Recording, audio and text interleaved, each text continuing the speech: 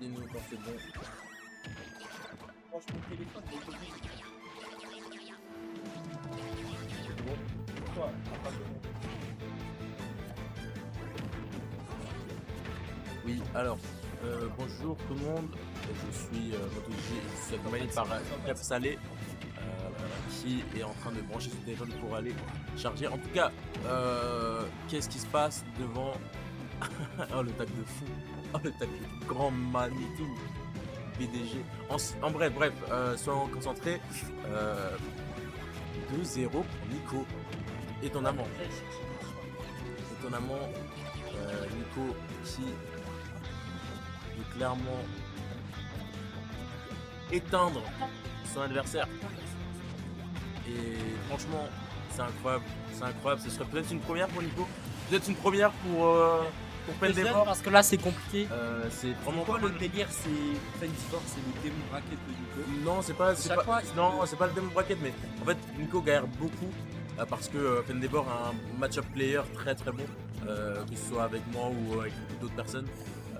Genre, il connaît son football, il sait comment s'adapter, il sait comment contrer par exemple les contre-plays de Pac-Man. Nico l'a jamais battu. Ah oui, oui, ce serait une première, c'est pour C'est ça. pour ça que je dis que c'est un démon bracket. Oui, non, mais je comprends totalement. Là, du coup, Mais- là, ce serait une première. Ce serait une première, comme j'ai dit, et 2-0. et ce serait très intéressant à voir parce que pour Nico, ce serait une mine de fou. On sait que en plus, je prends le micro, mon cher Montogi. Vas-y, je suis sérieux. On sait que c'est compliqué là pour Nico, parce qu'il se fait farm. Mais là, on voit qu'il a un bon momentum, parce qu'il y a 2-0 pour lui, et il est en train. Là, c'est lui qui a le contrôle de la game. Tu vois ce que je veux dire. C'est lui qui maîtrise un peu le tempo, et on va dire Fendivor. Pourquoi tu hoches la tête? C'est des frais. Fendivor, c'est à lui, on va dire, de casser le rythme. Exact. C'est à lui de play. Ça, c'est une défense de Pac-Man. Il veut bien, on peut dire, entre guillemets, dicter le tempo contre certains Effectivement, persos. vous, Ah, ça, c'est c'est bien réel, vous écoutez un main Steve, voilà. Les main Steve ne sont pas tous débiles, et voilà, il vous l'a prouvé. Et en plus, il a gagné tous les tournois, presque tous les tournois, à part celui contre Mia. C'est pas grave, mais du coup, revenons-en à nos moutons. Comme dit, le tempo, le momentum est clairement en train de shifter de ce que je peux voir. Jusqu'ici, Fendevor avait toujours la stock en moins, était jamais en avance par rapport à Nico qui avait toujours le lead. Et là, on peut voir clairement que là, c'est le reverse. Et Fendevor qui est connu pour faire beaucoup. Oh là là, la grappe de fou, la grappe de top. Et Fendevor qui est connu pour faire vraiment beaucoup de reverse. Oh l'erreur qui a touché au bon moment, au mauvais endroit. Oh, il voulait. Oh non, il a mal dash. On voit que dans le match, en fait, c'est souvent Fendivor qui se respite, et Nico, il joue en second. En gros. Et c'est ça qui fait que c'est un peu lui qui dicte le tempo. C'est que c'est Fendivor qui fait les commits, et Nico, lui, il joue juste en conséquence. Oh là, c'est ça qui va prendre le. Juste, faut pas choquer. Oh, maintenant il choque pas du tout là, il est clairement dans le même tour. En fait, ce qui est sympathique. Oh, ou l'air dodge. Ou l'air dodge in qui va être fini. C'était volé. C'est volé de fou. Mais du coup, l'air dodge in qui va être pris par le rugby de Fendevor. En tout cas, c'était très intéressant à voir. Pourquoi c'était intéressant à voir? Parce que on voit des deux côtés que ça ne veut pas perdre, ça ne veut pas donner de buzz, ça ne veut pas donner faut pas soit donner de buzz, soit faut gratter le buzz. En tout cas, c'est une bataille assez intéressante dans ce sens-là, et on adore ça. Match de winner quarter, en plus c'est en BO5, donc l'opportunité pour Pendevor n'est pas encore finie, elle n'est pas encore terminée. Et voilà, c'est pas mal à voir. En tout cas, ça promet. C'est vraiment un set qui promet du bon jeu, du bon poulet, bon smash. Et on a hâte de voir ce que ça va donner. Et franchement, je suis déjà étonné. Je suis déjà étonné. Là, il se passe quoi? Il se passe que Fendivor. Merci, mec, il est bien. Il doit Vas-y, viens. jouer. On est à 4. Il doit jouer. Ah, excuse-nous, monsieur n'est pas. Ah non, il joue contre le perdant. Monsieur est un top. Non, du coup, Monsieur n'est pas. Saucisse de Lyon joue contre le perdant. Et s'il vous plaît, on peut regarder juste cette game. Il a failli mettre un 0 to death. Et on a déjà 50% du côté de Fendeavor qui commence la game directement avec du sang. Il veut du sang, il veut du sang jaune, il veut du sang doré. Oh là là, c'est compliqué. Il a whiff le up B. Quand il whiff le up B, son même tout se casse. Mais. C'est quoi saucisse? Mais en tout cas, là pour l'instant, on a une avance vraiment excellente de la part de Ben, qui est clairement en train de reprendre son momentum, sa game, son jeu, petit à petit. Est-ce que oui, bien sûr, bien sûr. Du coup, Crêpe Salé veut nous ajouter quelque chose à ça. En gros, là, on voit ce qui est différent des autres games. C'est là, on voit que c'est Fendivore qui dicte mieux. La game, elle est moins. Elle est moins. Quoi ouais, il contrôle le pétrole. Elle est moins en mode Nico, il court. Et Fendivore, il lui court après, un peu chat et la souris. Là, c'est plus. Avant, c'était en mode. Comment dire? Je vais dire des trucs stylés. Avant, c'était Nico qui. C'est Jules qui courait après Nico. Maintenant, c'est Nico qui fuit Jules. Et stylé, mic non drop et surtout je suis Non, en gros, avant, c'était plus Nico qui jouait en second, qui dictait un peu le rythme, et Jules enfin, Fendivore qui en fait, je vais lui rebondir sur ça. Maintenant, c'est juste Nico il pouvait rebondir justement. Il pouvait ne pas être cherché ou pas chercher, surtout avec Pac-Man. Ce qui est compliqué, c'est vraiment de savoir où, quand tu vas approcher. Et oh non, non, ne sauve pas, non. Oh, no way. Oh là là, double tout KM, double tout KM, double tout KM, double triple monstre. Ouais, donc ce que je disais, c'est que en tant que Pac-Man, par exemple, dans cette situation, il a une stock en avance. C'est super compliqué de rattraper le rythme en fait. Tout simplement pourquoi? Parce que Pac-Man n'est pas un perso d'avantage. C'est un perso très défensif.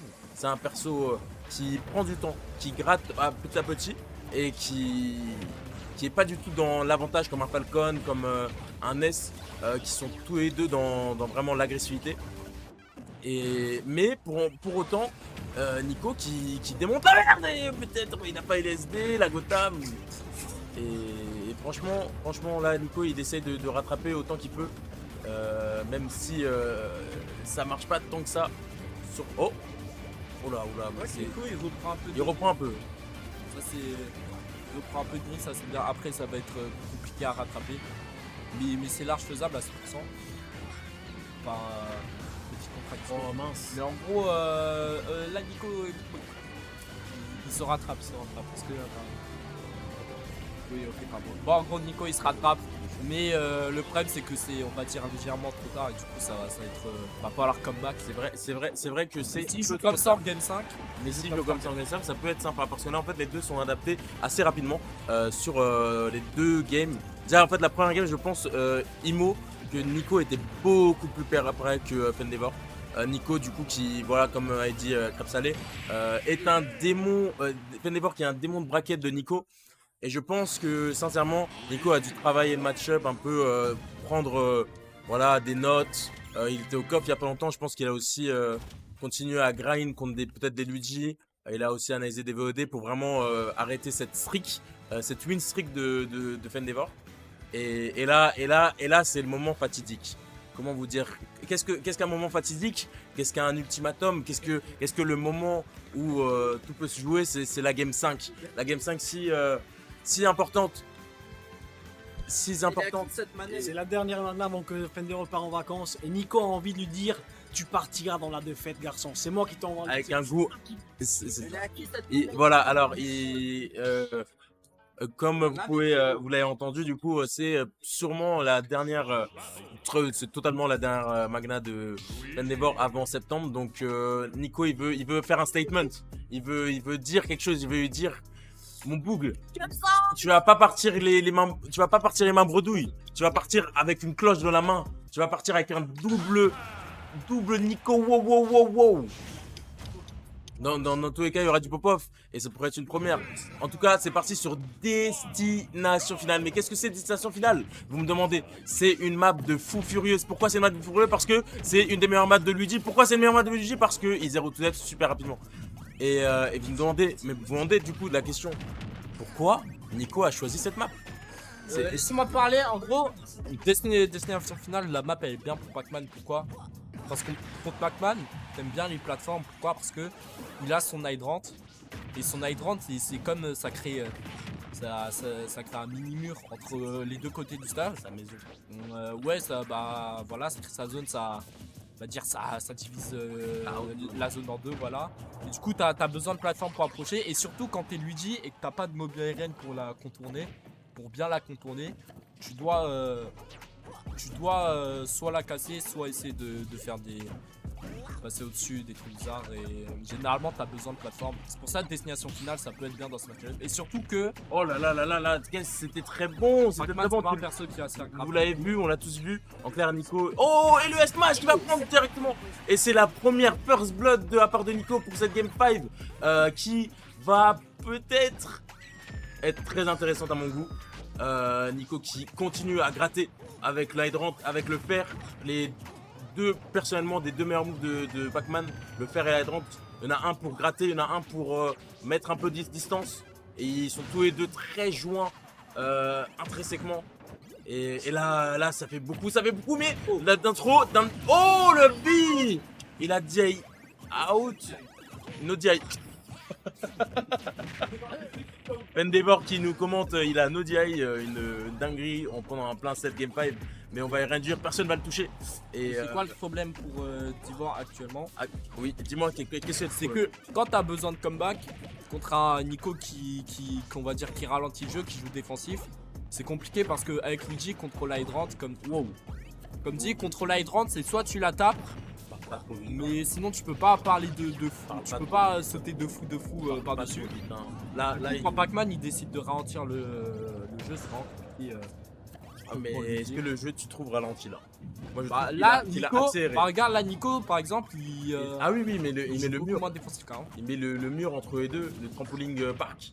Genre voilà ce genre de truc. Ouh, là c'est un très bon setup. C'est bien, ça. Et pas mal, mais le père il prend le double jump et alors peut-être la tech. Oh là là. Oh non, il voulait aller sur le trampoline, mais il a whiff à cause du Dernière peu de drift du up B. Et oh là là, combo de Nicolas. Oh, qu'est-ce qui va se passer? L'hydrant, encore une fois, les situations sont très bizarres. Et Nicolas Kane, alors qu'il serait sur peut-être potentiellement des Pendevor sur la dernière stock de ce match. Et c'est peut-être la fin. Ouais. Oh là, oh les bourreurs, mon dieu! Là c'est le moment où c'était en même temps très intelligent, en même temps très con. Je déteste l'interaction.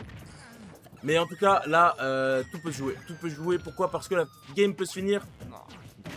Voilà, c'est le moment où il va falloir jouer. Ah, c'est fini. Du coup, il peut plus se finir en Mira parce qu'il a 17%. Et le up throw, il va attendre. Et le S-Smash, du coup, avec la Rift d'Airjod, avec la spot note. Le up B, alors peut-être, oui, ça prend le jump. Il a plus de jump. Non. Mais non. Et c'est le S-Smash qui va prendre la game. Le pop-off de Nicolas qui prend pour la première fois là le set contre Pendevor. Et ce gros pop-off qui saute dans bracket, on souhaite va beaucoup de force à finir et tu peux casser le set